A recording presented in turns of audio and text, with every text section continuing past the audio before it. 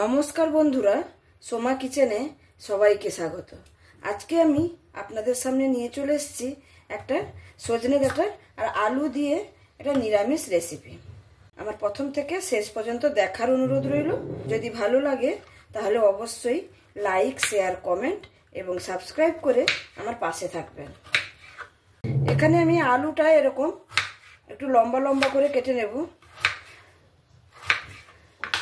যেহেতু এখানে আমি ডাঁটাগুলো লম্বা লম্বা করে কেটেছি, সেই জন্য আলুটাকেও তার মতন করে লম্বা লম্বা করে কেটে নেব। আর ডাঁটাটা আমি এক পিস রেখেছি আপনাদের দেখানোর জন্য যে সজনে ডাঁটা কীরকম করে কাটতে হয়। আপনারা নিশ্চয়ই সবাই জানেন, তবুও আমি একবার দেখিয়ে দিচ্ছি। এরকম করে কেটে নিয়ে এই যে এর উপরের খোসাটাকে এরকম তুলে দিতে হয়।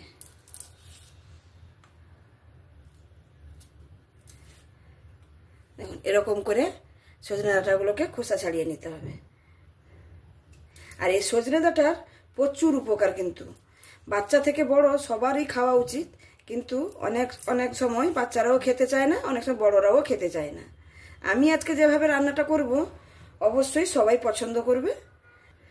এর স্যুপ করে খাওয়া যায়, এর রুটি করে পরোটা করেও খাওয়া যায়। সেগুলো যদি দেখতে চান তাহলে কমেন্টের মাধ্যমে আমাকে জানাবেন, আমি অবশ্যই করে দেখাবো।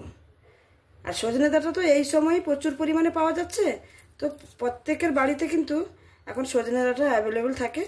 তা একবার আমার মতন করে বানিয়ে নেবেন। এখানে দেখুন আমি খোসাগুলো ছাড়িয়ে নিয়েছি।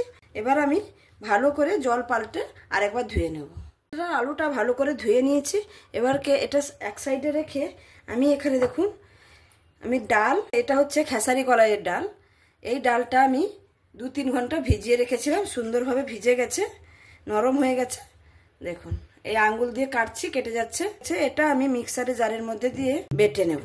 নিয়েছি একটা মিক্সারের জার, আর সেখান থেকে ভালো করে এই জলটা ছেঁকে এখানে নিয়ে নেব। এখানে কিন্তু আমি জল দিয়ে বাটবো না, যতটা সম্ভব কম জল দিয়ে বাটা যায় সেটাই করতে হবে। আর এই রেসিপিটা কিন্তু খুবই একটা টেস্টি রেসিপি হতে চলেছে। বন্ধুরা একদম স্কিপ করবেন না, প্রথম থেকে শেষ পর্যন্ত দেখবেন। খুবই স্বাদের একটা, দুর্দান্ত স্বাদের একটা রেসিপি হতে চলেছে। আমি এখানে খেসারি কলাইয়ের ডাল নিয়েছি। আপনারা চাইলে এখানে মুগ ডাল বা মসুর ডাল বা ছোলার ডাল, যে কোনো ডাল দিয়ে বানাতে পারেন। কিন্তু আমার কাছে মনে হয় এই খেসারি কলাইয়ের ডাল দিয়ে তরকারিটা রান্না করলে খুবই সুন্দর হয়। তাহলে আমি এটাকে পেস্ট করে নিচ্ছি। আমি এটা একদম মিহিভাবে পেস্ট করে নিয়েছি। আমি প্রথমে বাটতে গিয়ে হচ্ছিল না, আমি সামান্য পরিমাণে এখানে একটু জল দিয়েছি, 1 টেবিল স্পুনের মতন দিয়ে ভালো করে পেস্ট করে নিয়েছি। এবার এই পেস্টটা আমি এখানে বের করে নেব।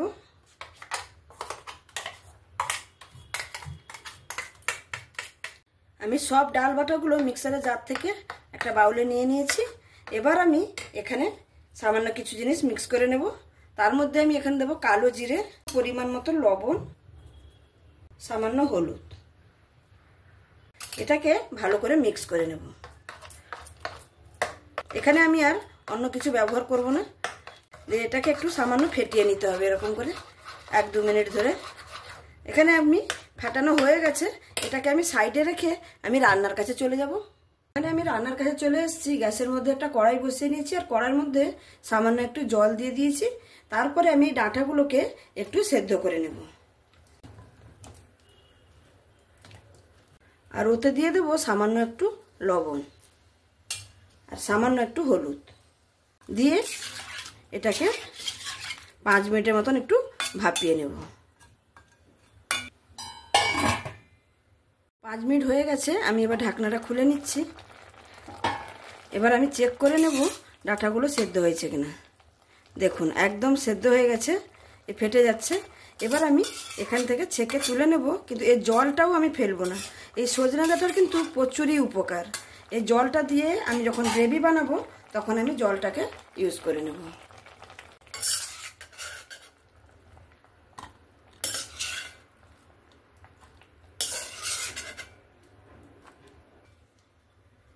কড়াটা এখানে ধুয়ে ভালো করে পরিষ্কার করে নিয়েছি। আমি এখানে দিয়ে দেব সরষের তেল। এই রান্নাটা কিন্তু আমি সরষের তেলে করব। আমি এখানে বেশ কিছুটা পরিমাণ সরষের তেল দিয়ে দিলাম। দিয়ে আমি প্রথমে বড়াটা ভেজে নেব। ডালের যে বেটে রেখেছি সেই বড়াটা আমি ভেজে নেব।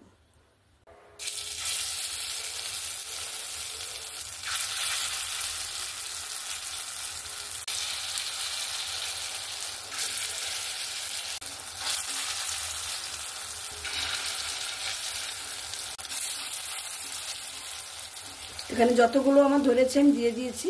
বড়াগুলো আমার এক সাইড হয়ে গেছে, আমি এবার উল্টে নিচ্ছি।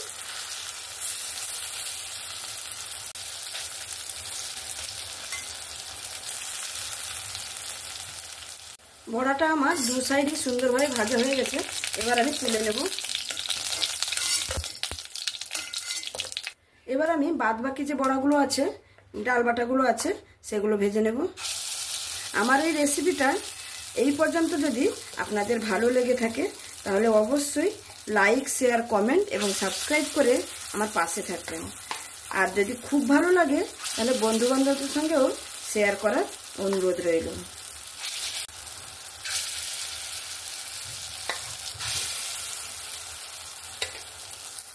এই বড়াগুলো আমার উল্টে পাল্টে ভালো করে ভেজে নিয়েছি, আমি এবার তুলে নেব। সব বড়াগুলো ভাজা হয়ে গেল। ওই কড়াইতে আর একটু সামান্য পরিমাণ একটু তেল দিয়ে আলুগুলোকে ভেজে নেব। আলুগুলোকে ভেজে নেওয়ার সময় সামান্য একটু লবণ আর সামান্য একটু হলুদ দিয়ে আলুটাকে ভেজে নেব। এখানে আমার আলুগুলো সুন্দর করে ভেজে নিয়েছি, দেখতেই পাচ্ছেন এবার লাল লাল করে ভেজে নিয়েছি। আমি এবার আলুগুলোও তুলে নিচ্ছি। এখানে আমি মশলাটা করে নেওয়ার জন্য আমি এখানে যতটুকু তেল আছে ওই তেলের মধ্যেই এরকম পেঁয়াজগুলো বড় বড় করে কেটে নিয়েছি। প্রথমে আমি সব মশলাগুলো ভেজে নিয়ে তারপরে বেটে নেব। এরকম করে রান্না করলে একটা অসাধারণ স্বাদ হয়। প্রথমে দিয়ে দিলাম পেঁয়াজ, তারপর একটা ছোট সাইজের টমেটো, 4টা কাঁচা লঙ্কা, ঝালটা যেটা বুঝে দেবেন, কিছু পরিমাণ একটু আদা আর 5 থেকে 7টার মতন রসুনের কোয়া, 5টা কাজু বাদাম। এই কাজু বাদামটা আপনারা নাও দিতে পারেন, আমি একটু দিলাম। এখানে এই রান্নাটাতে খুবই ভালো লাগে। দিয়ে এটাকে ভালো করে একটু ভেজে নেব। এখানে দেখুন পেঁয়াজ, টমেটো, কাঁচা লঙ্কা, কাজু বাদাম, আদা, রসুন সবকিছু ভাজা ভাজা হয়ে গেছে একদম। এবার আমি কড়াইটাকে বন্ধ করে দিয়ে এটা তুলে নেব। তুলে নিয়ে এটাকে ঠান্ডা করে আমি মিক্সারের জারের মধ্যে দিয়ে পেস্ট করে নেব। অবশ্যই ঠান্ডা করে পেস্ট করবেন। এখানে দেখুন আমি মিক্সার জারে সমস্ত কিছু ঠান্ডা হয়ে গেছে, সব নিয়ে নিয়েছি। তার সঙ্গে একটু ধনেপাতা নিয়েছি আর সামান্য একটু জল দিয়ে এটাকে আমি পেস্ট করে নেব। এখানে দেখুন সুন্দরভাবে একটা মিহি পেস্ট করে নিয়েছি। এটাকে আমি সাইডে রেখে এবার রান্নার কাছে চলে যাব। আমি এখানে রান্নার জন্য কড়াটা বসিয়ে নিয়েছি। এবার কড়াইতে পরিমাণ মতন আমি তেল দিয়ে দিয়েছি। এখানে আমি সরষের তেল ব্যবহার করছি, আপনারা যে কোনো তেল চাইলে ব্যবহার করতে পারেন। আমি এখানে ফোড়নে দেব সামান্য একটু জিরে, 2টো শুকনো লঙ্কাকে আমি এরকম ফাটিয়ে নিয়েছি, একটা তেজপাতা আর সামান্য একটু হিং। আমার এখানে ফোড়নটা হয়ে গেছে। মশলাটা পেস্ট করে রেখেছি, সেই মশলাটা এখানে দিয়ে দেব।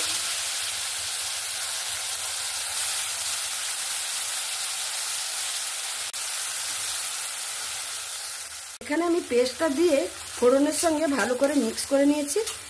এই সময়ই আমি এখানে একটু গুঁড়ো মশলা দিয়ে নেব। গুঁড়ো মশলার মধ্যে আমি এখানে দেব হলুদ, ঝাল লঙ্কার গুঁড়ো একদম সামান্য, আর ভালো কালারের জন্য এখানে একটু কাশ্মীরি লঙ্কার গুঁড়ো দেব, আর একটু জিরে গুঁড়ো, আর একটু ধনে গুঁড়ো, আর সামান্য পরিমাণে একটু লবণ দিয়ে ভালো করে এই মশলাটাকে আমি কষিয়ে নেব যতক্ষণ না মশলা থেকে তেল ছাড়ছে। মশলাটা আমি কষাতে কষাতে যে মশলা ধোয়া জলটা আমি মিক্সার গ্রাইন্ডারে বেটেছিলাম মশলাটা, সেই মশলা ধোয়া জলটাও এখানে আমি দিয়ে দিলাম, দিয়ে আবারও কষিয়ে নেব।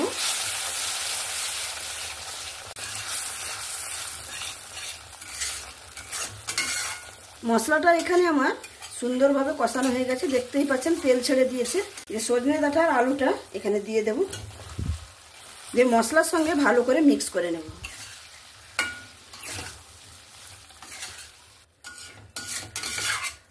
এখানে আমি মশলার সঙ্গে ভালো করে মিক্স করে নিয়েছি। এখানেই আমি যে জলটা রেখেছিলাম সেদ্ধ করা জলটা এখানে আমি দিয়ে দেব, দিয়ে ভালো করে মিক্স করে নিয়ে ঢাকা দিয়ে 2 থেকে 3 মিনিটের মতো রান্নাটা হতে দেব। এতে করে কি হবে, মশলাটা সজনে ডাঁটা আর আলুর মধ্যে একদম সুন্দরভাবে ঢুকে যাবে। জলটা দিয়ে 2 মিনিটের মতন আমি ঢাকা দিয়ে দেব। এবার আমি ঢাকনাটা খুলে নেব। দেখুন মশলার সঙ্গে সুন্দরভাবে একদম কষিয়ে গেছে। আমি আবারও নাড়াচাড়া করে নিলাম। এবার আমি এখানে একটু সামান্য পরিমাণে একটু চিনি দেব। চিনিটা নিরামিষ তরকারিতে চিনিটা খেতে দিলে একটু ভালো লাগে। সামান্য একটু চিনি, আপনারা চিনিটা পছন্দ না করলে চিনিটা দেবেন না। দিয়ে আবারও আমি নাড়াচাড়া করে নেব। দেখুন এখানে সম্পূর্ণভাবে আমার মশলার সঙ্গে আলু আর সজনে ডাঁটাটা কষানো হয়ে গেছে। এবার আমি এখানে পরিমাণ মতো জলটা দেব।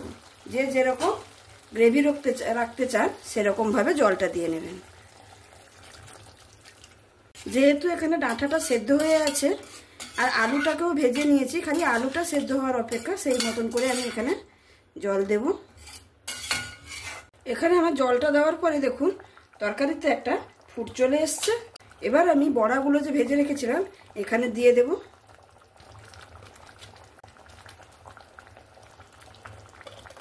দিয়ে আবারও আমি ভালো করে মিক্স করে নেব। আর এখানে অবশ্যই একবার লবণটা চেক করে নেবেন। এখানে আমার লবণটা একটু আমার কম লাগছে, সেজন্য আরেকটু এখানে লবণ দিয়ে দেব। দিয়ে আবারও একটু নাড়াচাড়া করে নিয়ে যতক্ষণ না আলুটা সেদ্ধ হচ্ছে ততক্ষণ আমি ঢাকা দিয়ে দেব। এবার ঢাকনাটা খুলে নেব। দেখুন কত সুন্দর দেখতে হয়েছে। এবার আমি আলুটা চেক করে নেব। আলুটা দেখতে পাচ্ছেন একদমই সেদ্ধ হয়ে গেছে। আমার রান্নাটা এখানে একদমই কমপ্লিট। আমি নামানোর আগে সামান্য একটু গরম মশলার গুঁড়ো দিয়ে এটাকে নামিয়ে নেব। রান্নাটা আমার কমপ্লিট। এবার আমি পরিবেশন করে আপনাদের সামনে দেখাচ্ছি।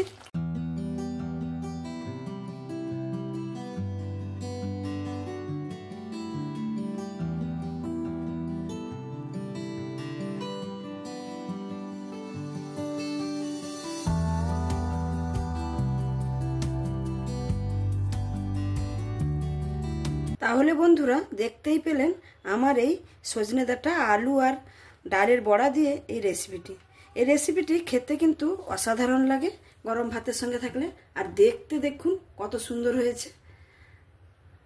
আমার মতন করে একবার প্লিজ বানিয়ে দেখবেন।